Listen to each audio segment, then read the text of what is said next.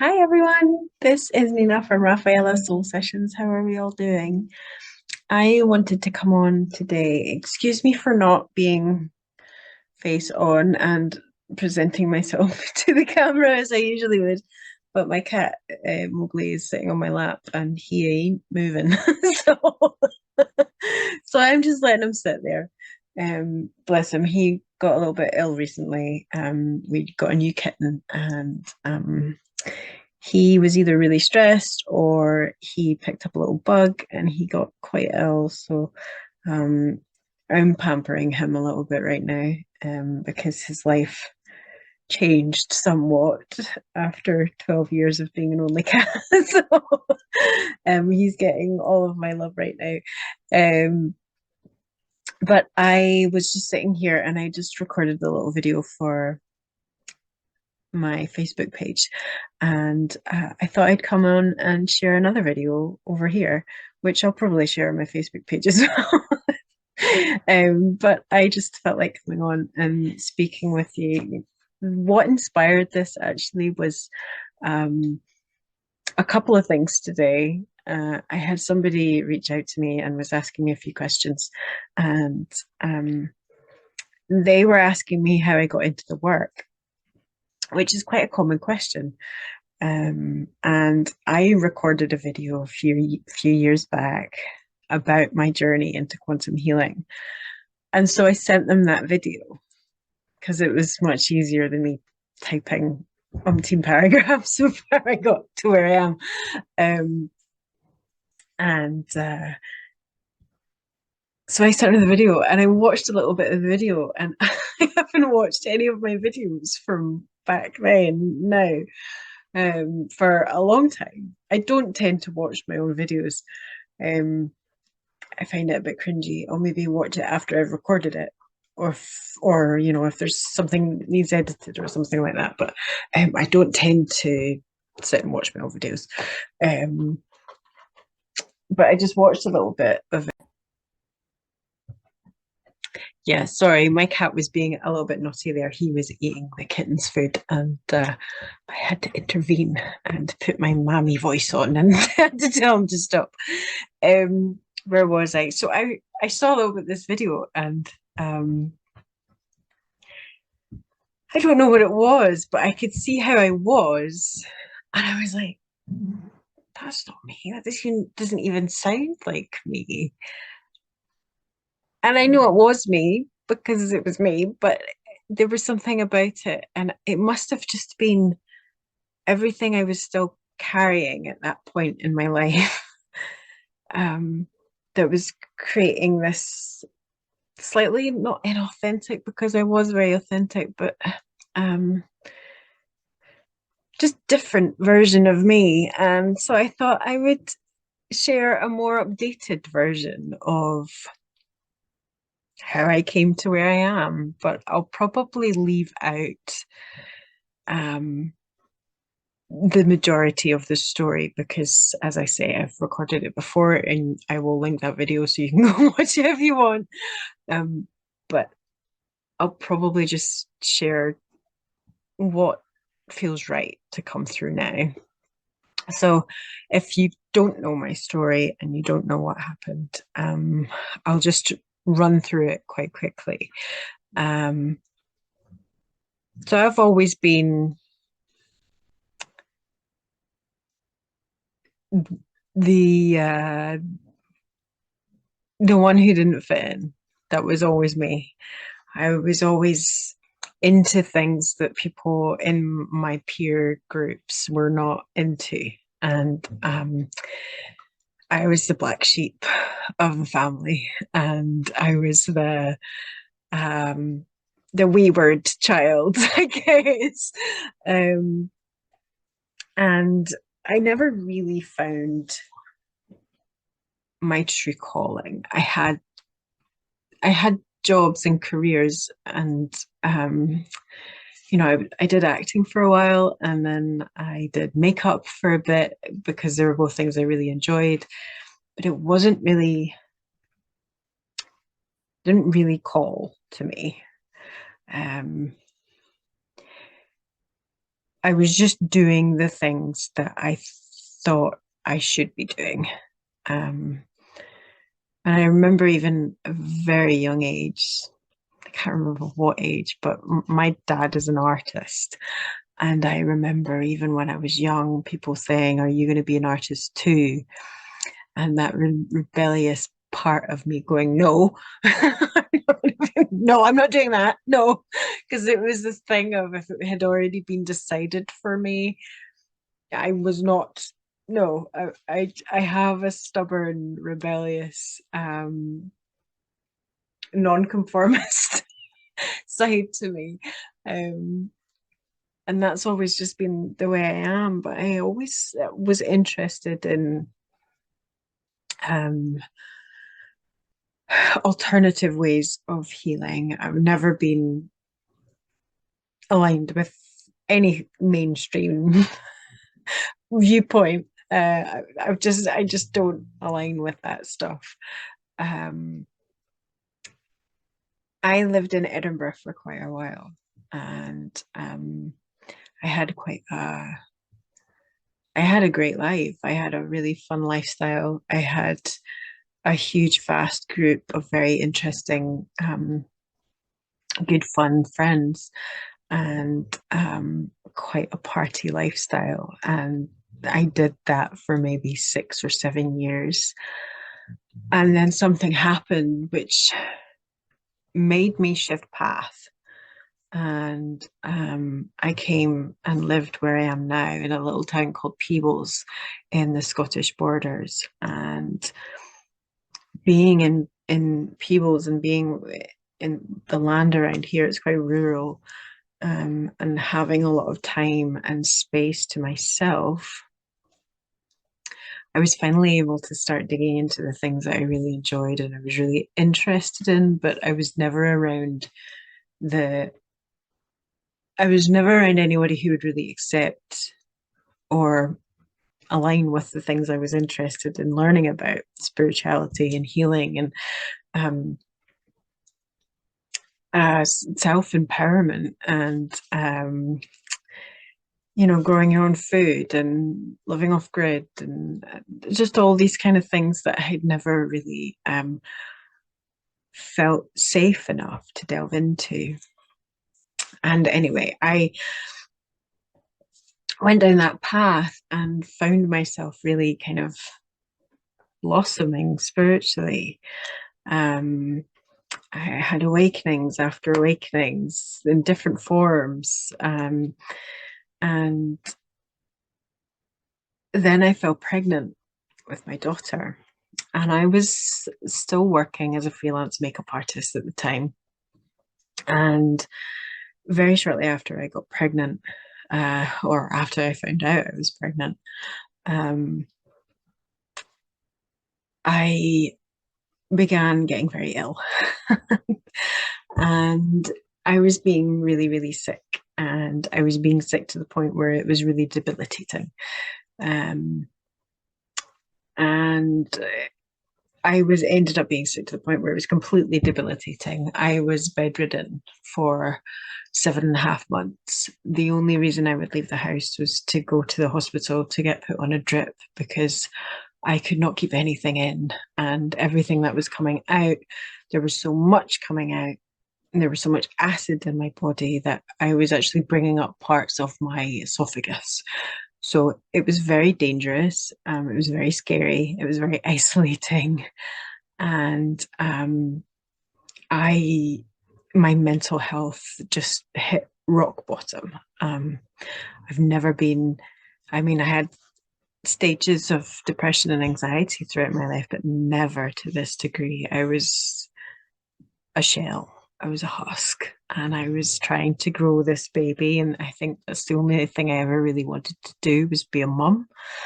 Um, and here I was with this growing bump, not feeling like I was pregnant at all, feeling like I was losing the plot, feeling incredibly ill and terrified.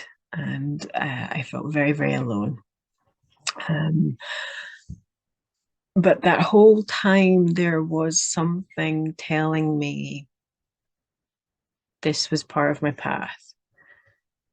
And so I went down the route of, because I was so scared, I went down the sort of mainstream route of, because I was at the hospital, and I was really struggling and I didn't know any other way or who else to go to. um, I started being seen by the psychiatric team at the hospital, and they tried to guide me down the route of medication. And I remember the day that somebody came to my house, it was a psychiatric nurse. She came to my house and told me that I would never breastfeed my baby, because they were going to put me on antidepressants immediately after she was born. And my willful, stubborn, uh, non-conformist spirit went, absolutely not. That's not going to happen. And I went and got a second opinion about it. And I actually confronted the doctor who was saying that we should do that, and said that no, this would be malpractice if you were to do that and not give a mum who's had every ounce of the enjoyment of bringing a child into the world, strip her of the other most beautiful part of being a parent, and being a mother. So at that point, that was what shifted me into the other gear of, nobody is going to get me out of this hole but me. I have to get myself out of this hole. And at that point, I decided I wanted to do hypnobirthing. And I think that was my first delve into the world of hypnosis, was the self hypnosis through hypnobirthing.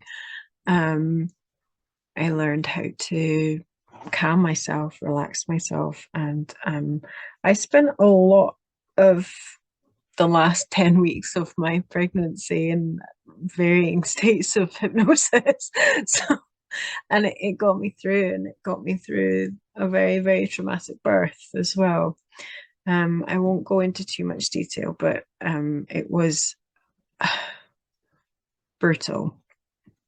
And my daughter had a lot of damage. She had some brain damage.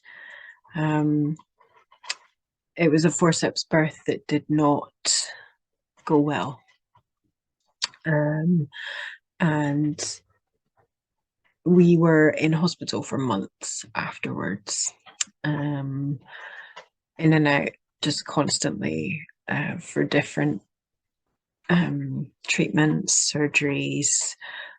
She had 2 life-threatening conditions, so it was a really, really hectic time. She ended up having to have brain surgery at 10 months old.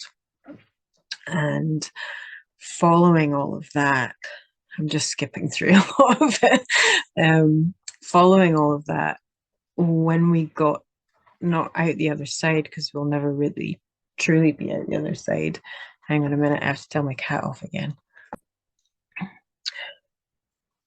Yeah, being on the other side of that, I just sat on my sofa for a good year. I had a little one who just turned 2 or 3, and yeah, maybe even younger. She was maybe about a year and a half. And I kind of just, I was just like the name of that previous video, I was frozen on the sofa. I was just in shock. My adrenals were just completely fried, because there had been just so much relentless stress and suffering and anxiety, and my relationship was breaking down with my daughter's dad, and I was just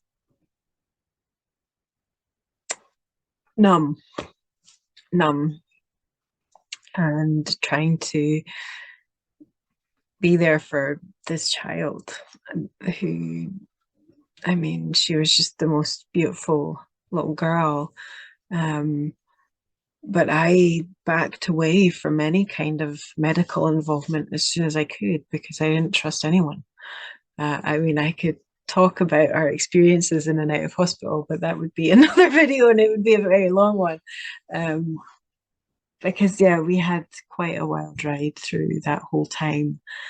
Um, and after sitting on my sofa with my daughter, I started to notice these spiritual shifts that had been happening before all of this were still happening, but they were happening to another degree.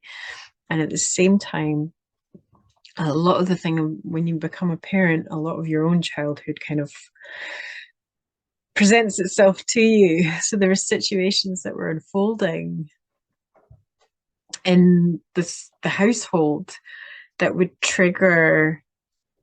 I would have flashbacks of my own childhood and things happening when I was very, very young. And just all the emotions were coming up. I was feeling quite triggered by stuff. And my curiosity was getting the better of me. And I wanted to start learning about how to heal childhood trauma. Um, because ultimately I knew that if Marnie was going to be okay, she was only going to be okay if I was okay.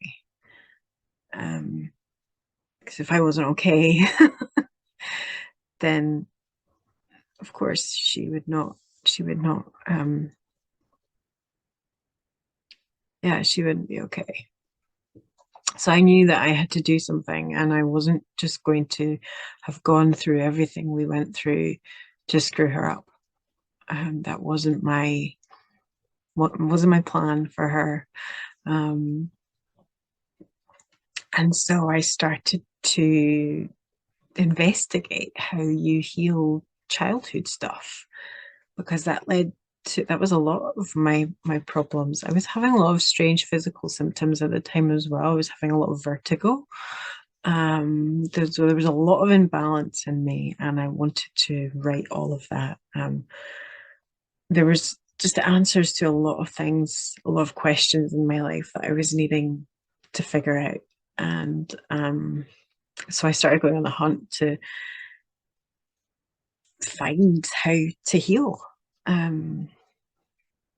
so that my child would be okay, so that we would be able to live a decent and happy life, and I could give her the best childhood I could, despite what she'd been through. So yeah, I went on the hunt and I started going to sound baths and started having a bit of sound healing. And I started going to yoga, and I just started this process of giving to myself in order to be able to give myself to bringing up my child. And then I was on a Facebook group, and I asked the question. I was like, how do you heal from childhood trauma? How do you heal from this stuff? And I got so many lovely messages from people and offers for healing and Reiki and distant stuff. And one wonderful lady reached out from Portugal, and she had just finished the BQH, Beyond Quantum Healing course, and she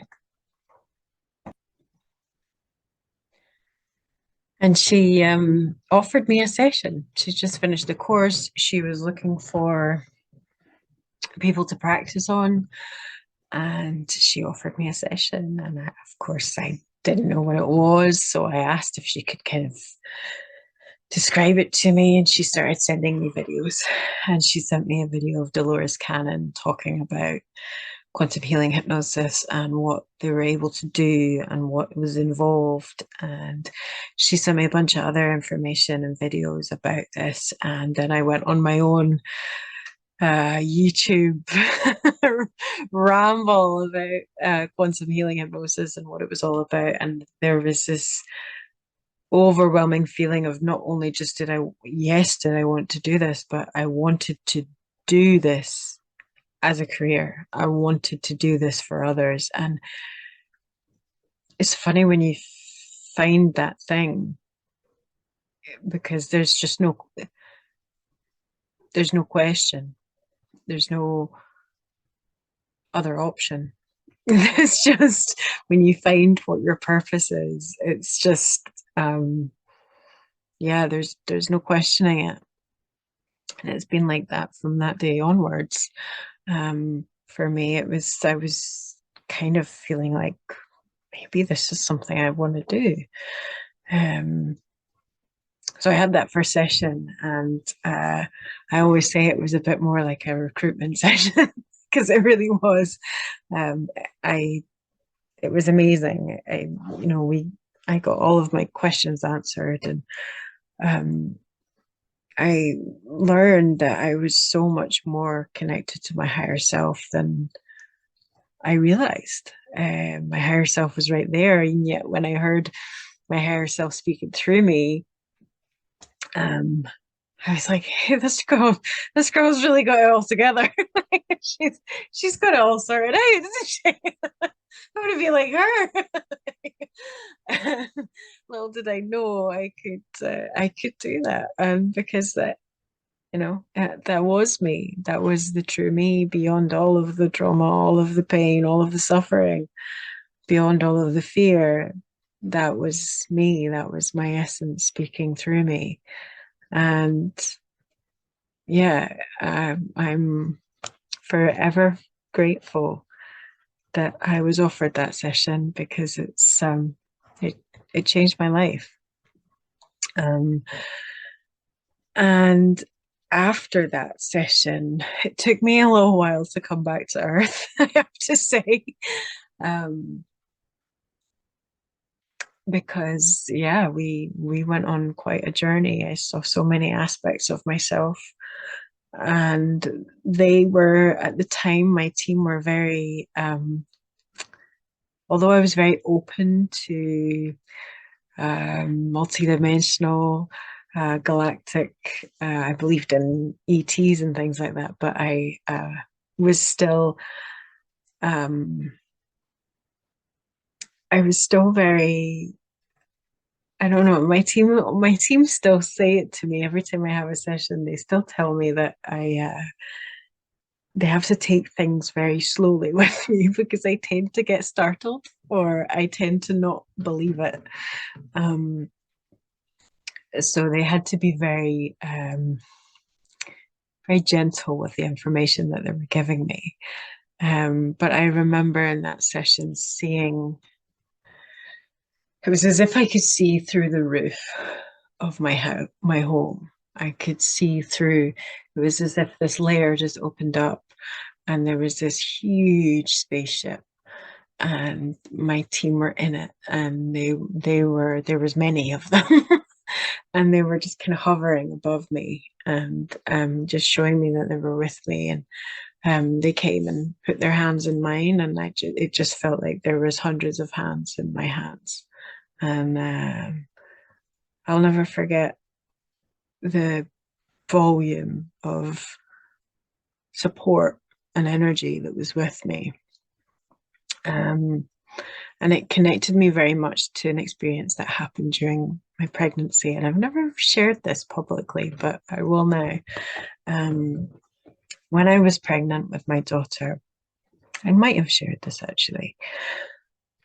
I was maybe about 9 weeks pregnant, and I was so sick, and just on my own in our home, and um, I was just constantly being sick, and I was so ill and so scared, and I didn't know what to do. I felt like I was dying, and I was so scared that either I was going to die, or myself and my child were going to die. Um, and I didn't know what to do. And I was contemplating terminating the pregnancy because it was so extreme. And I was just having these thoughts, and I went and I lay down on my bed, and I went into this vision state where I wasn't asleep, I wasn't awake, I was just kind of laying as I was on my bed, but suddenly I jumped into another reality.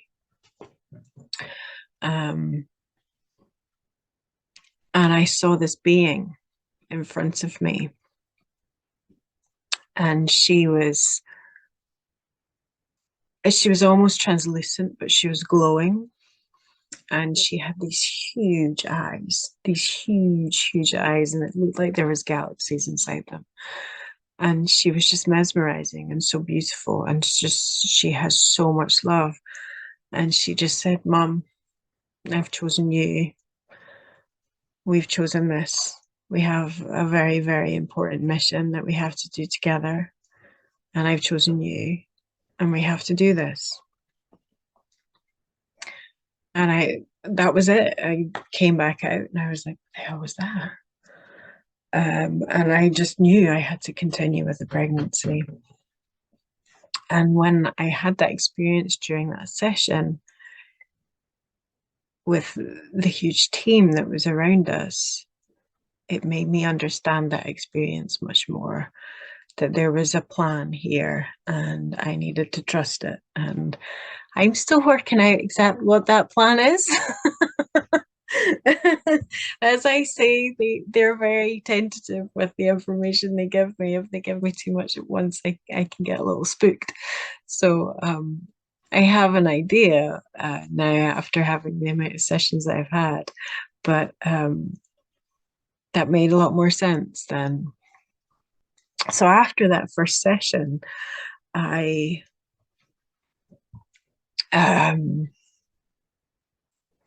started the journey of becoming a practitioner. I bought the BQH course. It was funny. I started seeing the number 333 everywhere after the session, just everywhere. It was 333, 333, and then eventually it was just after my birthday. I had saved up enough money to buy the course, and I went on the website to see how much the course was, and it was 333, and it was like, okay, okay, I see how this is going to go. So it all felt very, very aligned, and then I started listening to some audiobooks. I started to read some of Dolores Cannon's books, learning about quantum healing, learning about hypnosis, learning about regression, past life regression, just learning about all this stuff. And then I had this moment where my ego just came in and went, "You can't do this. What makes you think you can do this? Who do you think you are?" And I had this moment of just complete doubt. This was maybe just right after I bought the course, and I was just getting myself into it. I just had this moment of, what makes you think you can facilitate these sessions for people? And I just really doubted myself and did not think I was capable of this, and thought, maybe I was going a bit mad and, suddenly doing this thing when I had so much work I needed to do on myself. And just this kind of, what am I doing? I had another experience, and I definitely don't think I've shared this one. But when I was having that moment of complete doubt, I felt this rush of energy come into the room with me. Just this huge energy to the point where I had to sit down, because I was standing up when I felt it come in, and I had to sit down at the kitchen table because it was such a powerful force of energy that came into the room. And I just heard her voice, and it was Dolores, and I could hear her voice, and she was saying, "You're here to do this work. You're supposed to do this work. This is what you're here to do. This is your purpose." And I just burst into tears. I was like, "Oh, Dolores, I can't believe you're here. Thank you so much for like, I just couldn't believe it. And she said, no, we don't need any of that emotional. She said, we don't need any of that. It's not, this is what you're here to do. Go and do it. And I did. Did what I was told. And I went and did it. Here I am. So yeah, that's kind of how I got into it. Um, I did the course. I loved it. I started doing my first sessions, loved them, and I finally felt that there was um, that question about. I'd always questioned why wasn't life as magical as I felt. And I'd finally found the answer that, of course, it was. And of course, it is. And of course, we are. And it was through the work that I found that. And of course, being able to help people see themselves um, from that perspective of the higher self and hear themselves speak so tenderly and lovingly about themselves. Watching people put themselves back together. There's no other job like it. It's amazing. It's wonderful. So yeah, I just thought I would share this because I felt it was time for an updated version of how I got to where I am. Um, it, I don't I don't really know what else to say. Yeah, I've not been doing this. I don't know how many years this has been now. It's my fourth, fifth year of doing this work. Feels like I've been doing it forever. It just feels like it's all slipped into place. I was never really massively career driven, and I would say this work is not like a job. It's just it's a joy. It's a joy. Maybe that's what we'll call our work in the future. It's going to your joy. Because yeah, this work really is just joy. Um, I'm rambling now. I think I'm done. If you enjoyed this and you feel like you want to work with me, then you can go to my website. I'll link all my details below. Um, but yeah, I'll just leave this here. I hope you've enjoyed listening to me. If there's any other questions that people have about my path as a quantum healer or anything, I'd be more than happy to answer people's questions. I love answering people's questions. It's very cathartic. Uh, it's interesting to see how far I've come from when I made that first video to now.